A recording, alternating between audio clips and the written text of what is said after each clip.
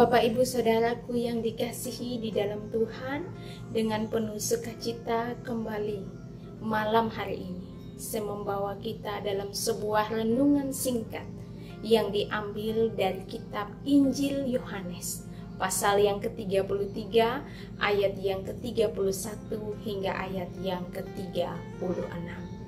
Saudara, sebelum kita bersama-sama mendengar dan menyaksikan renungan ini, mari kita merendahkan diri kita satu hati di dalam doa.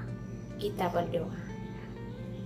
Allah Bapa di dalam Yesus Kristus, kami bersyukur buat kesempatan malam hari ini. Kami boleh dipertemukan dalam renungan singkat yang akan kami bawa.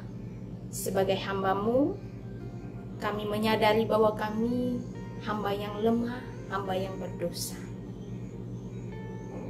Mari Tuhan, Engkau yang memberi hikmat, memberikan kebijaksanaan bagi hamba-Mu. Jemaat-Mu yang mendengarkannya, kiranya hati, pikiran kami boleh terbuka untuk kebenaran. Amin. Bapak Ibu Saudaraku yang dikasihi di dalam Tuhan, saya membuat tema untuk kita pada malam hari ini. Percaya Yesus, menerima hidup yang kekal.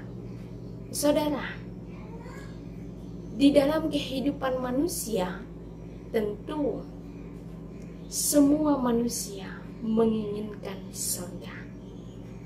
Manusia ingin untuk masuk surga. Namun manusia memiliki satu pemahaman.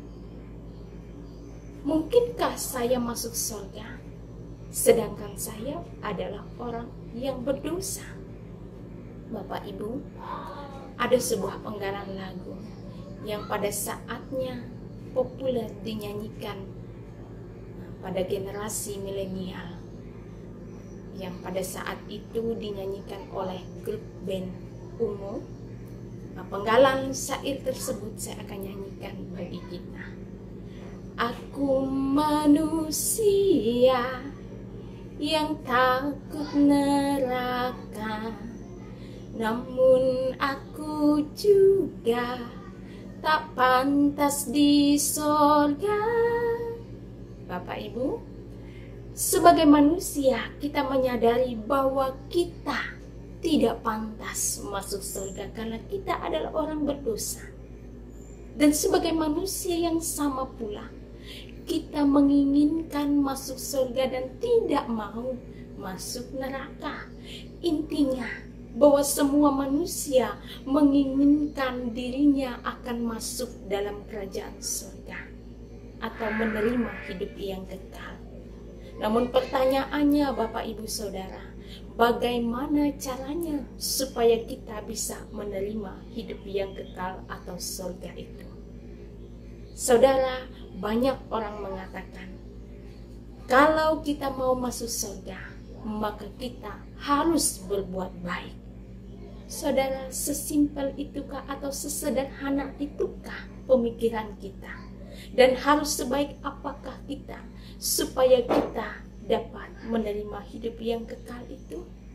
Saudara, hari ini sebuah kebenaran firman Tuhan menyingkapkan bagi kita dari kitab Injil Yohanes pasal yang ketiga ayat yang ke-36.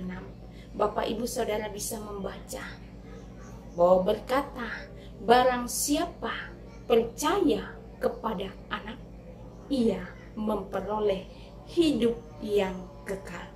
Tetapi barang siapa tidak taat kepada anak, ia tidak akan melihat hidup, melainkan murka Allah tetap ada di dalamnya. Saudara, untuk masuk surga, kita harus percaya kepada Kristus. Dan syarat untuk masuk surga yaitu dengan iman kepada Kristus. Saudaraku yang dikasihi, yang diberkati oleh Tuhan. Namun sayangnya, saudara, bahwa banyak orang berpikir sempit dan keliru tentang kata percaya. Tidak hanya sesimpel itu, seseorang yang percaya kepada Kristus bukan hanya ia percaya, bukan hanya memiliki suatu keputusan mau ikuti Yesus. Tidak hanya sampai berakhir dalam keputusan mula-mula, tetapi percaya yang dimaksudkan dalam nas kita hari ini memiliki dua pengertian yang sangat dalam untuk kita dapat pahami sesuai dengan apa yang dimaksudkan oleh penulis Injil Yohanes, bahwa seseorang yang percaya adalah orang yang menerima. Bapak Ibu bisa buka dalam Injil Yohanes pasal 3 ayat yang ke-33. Di situ ada kata menerima. Seorang yang percaya adalah orang yang menerima. Dalam teks Perjanjian Baru ada dua kata menerima yang diartikan memiliki konotasi pengertian yang begitu mendalam. Pertama, seorang yang percaya adalah orang yang menerima Kristus secara pribadi untuk memperoleh hidup yang kekal. Bahwa benar, bahwa keputusan awal kita mengikut Yesus adalah kunci untuk kita dapat menerima hidup yang kekal. Namun tidak hanya berakhir sampai di situ, saudara. Bahwa menerima Kristus sebagai pemberi hidup kekal, itu adalah kunci awal. Namun kata percaya juga dapat diartikan sebagai orang yang menerima Kristus di dalam hidupnya dan berjalan mengikuti Dia atau mengikuti Kristus. Artinya, saudaraku, bahwa seseorang yang menerima Kristus sebagai Tuhan dan Juru Selamatnya untuk memperoleh hidup yang kekal, ia adalah orang yang selalu berjalan mengikut Kristus sesuai dengan apa yang dikehendaki oleh Kristus. Lalu pengertian yang kedua dari kata menerima adalah seorang yang percaya adalah orang yang menerima kebenaran dan doktrin-doktrin yang sesuai dengan Injil. Bapak Ibu, nah ini yang menjadi tantangan kita bersama pada akhir-akhir ini. Bahwa banyak orang-orang percaya yang pada awalnya ia sudah memiliki keputusan mula-mula untuk mengikut Kristus. Namun ia juga tidak mampu berjalan terus mengikuti Kristus. Adalah sebuah tantangan. Pun juga menerima dalam pengertian menerima ajaran yang benar sesuai dengan ajaran Injil merupakan tantangan juga bagi kita sebagai orang percaya pada masa ini.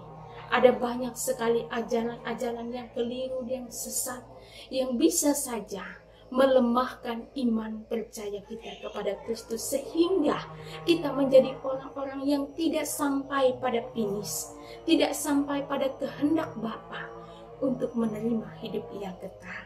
Oleh sebab itu, saudara, mari kita sama-sama belajar terus berjuang, jatuh bangun dalam proses pengenalan akan Kristus.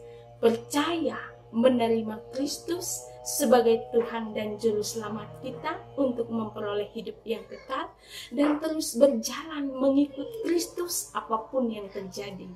Serta kita juga harus tetap percaya akan kebenaran serta doktrin-doktrin yang ada di dalam Injil.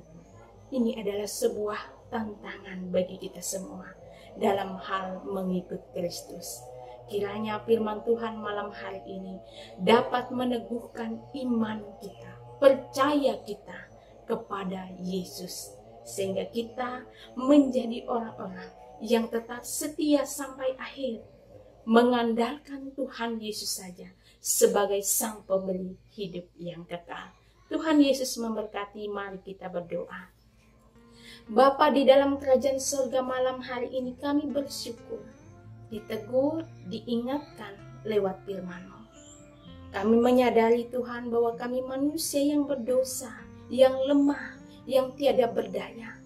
Kami mohon tuntunan Roh-Mu yang kudus memampukan dan melayakkan kami, sehingga kami dapat menjadi pribadi-pribadi yang senantiasa setia percaya kepada Tuhan, bukan hanya memiliki sebuah keputusan mula-mula, tetapi dapat selalu hidup dalam komitmen mengikut dan mengiring Tuhan. Terima kasih Tuhan Yesus. Amin. Salam.